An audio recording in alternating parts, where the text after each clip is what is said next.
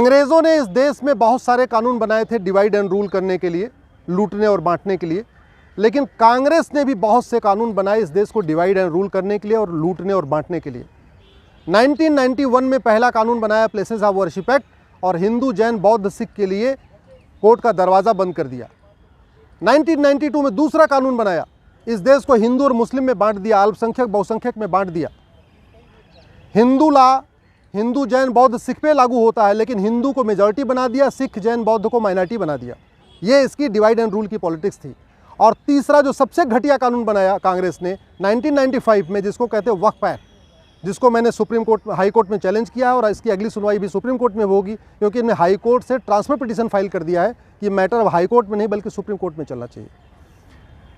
वक्फ board के सारे member मुस्लिम होते हैं। उसमें एक एमएलए है वो भी मुस्लिम, एक एमपी है वो भी मुस्लिम, एक उसमें एडवोकेट वो भी मुस्लिम, एक उसमें टाउन प्लानर वो भी मुस्लिम, एक उसमें आईएएस ऑफिसर वो भी मुस्लिम, एक उसमें जो स्कॉलर वो भी मुस्लिम, एक मुतवल्ली वो भी मुस्लिम। और उसके पास इतनी पावर दिया हुआ है कि किसी भी ज़मीन पे जाके कह दे ये ज़मीन वक्फ की है, तो आप उसके ऑर्डर के खिलाफ, उसके नोटिस के खिलाफ नियर बाई कोर्ट में भी नहीं जा सकते, आपको जाना पड़ेगा वक्फ ट्रिब्यूनल में। कहने का मतलब, अगर मेरठ में या मुजफ्फरनगर में किसी की ज़मीन पे वक्फ बोर्ड कह दे ये वक्फ की ज़मीन है, तो वो मेरठ की कोर्ट या मुजफ्फरनगर की कोर्ट में नहीं जा सकता, उसको जाना पड़ेगा लखनऊ, जो मेरठ और मुजफ्फरनगर से 700 किलोमीटर दूर है, और वहाँ जाके अपनी सफाई देनी पड़ेगी। और सफाई किसके सामने देना है? उसी ट्रिब्यूनल के सामने, उसी बोर्ड के सामने जिसने कहा ये ज़मीन वक्फ की है। तो वक्फ बोर्ड चोर हो गया, वही वक्फ बोर्ड दरोगा बन गया, वही वक्फ बोर्ड जज बन गया, वही वकील बन चुका है। ऐसा कानून हिंदुओं के लिए नहीं है, ऐसा कानून जैन के लिए नहीं है, ऐसा कानून बौद्ध के लिए नहीं है, ऐसा कानून यहूदियों के लिए नहीं है, ऐसा कानून पारसियों के लिए नहीं, किसी के लिए नहीं। केवल और केवल एक कम्युनिटी के लिए कानून बनाया कांग्रेस की सरकार ने 1995 में, वो है मुस्लिम्स के लिए। और इस कानून में इतनी शक्तियां दे दिया है कि वक्फ बोर्ड को नोटिस इशू करने के पहले कोई जांच पड़ताल भी नहीं करना, उसको जहां मन चाहे वहां वो नोटिस इशू कर दे। इसके चक्कर में ये वक्फ बोर्ड वसूली कर रहा है, लोगों को धमकाता है कि हम इसको वक्फ की प्रॉपर्टी डिक्लेयर कर देंगे, लोगों से पैसा लेता है, गरीबों का धर्मांतरण करा रहा है। आदिवासी एरिया में जहां लोग कानून नियम को ज़्यादा नहीं जानते, वहां पे ये नोटिस देता है और कहता है कि भाई एक तरीका है, अगर आपको ज़मीन बचानी है तो इस्लाम कबूल कर लो, मुस्लिम बन जाओ। तो इस तरीके से छत्तीसगढ़ के एरिया में, महाराष्ट्र के एरिया में, या और भी जहाँ पे पिछड़े लोग रहते हैं, गरीब रहते हैं, जिनको नियम कानून ज़्यादा नहीं पता, वहाँ पे ये कन्वर्जन का कारण भी बन गया है। इसीलिए मैं कह रहा हूँ ये कानून ख़त्म होना चाहिए। घटिया कानून बनाना सबसे बड़ा राष्ट्रद्रोह है, और घटिया कानूनों के खिलाफ चुप रहना भी सबसे बड़ा राष्ट्रद्रोह है।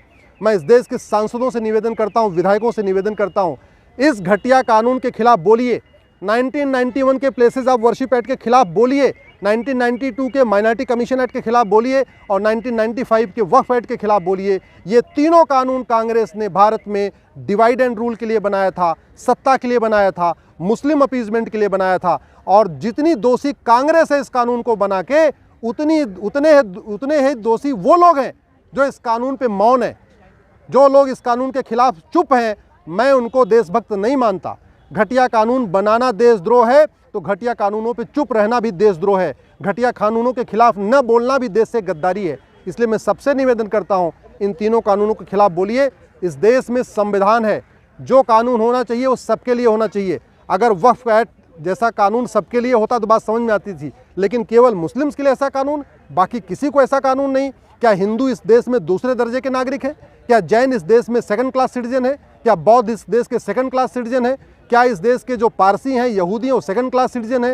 ये सब बराबर हैं। तो कानून सबके लिए एक होना चाहिए, कानून सबके अलग के लिए कॉमन होना चाहिए। इस तरीके से मुस्लिम्स के लिए एक कानून अलग से, ये देश की एकता अखंडता के खिलाफ है, कॉन्स्टिट्यूशन के बेसिक स्ट्रक्चर के खिलाफ है। इसलिए इस कानून को मैंने चैलेंज किया है। मैं सबसे निवेदन करता हूँ, इस कानून के खिलाफ बोलिए, सोशल मीडिया में बोलिए, पब्लिकली बोलिए, सड़क पे उतरिए, सांसदों का घेराव करिए, अपने विधायकों का घेराव करिए, क्योंकि ये समाधान सड़क, संसद, सुप्रीम कोर्ट से ही होगा।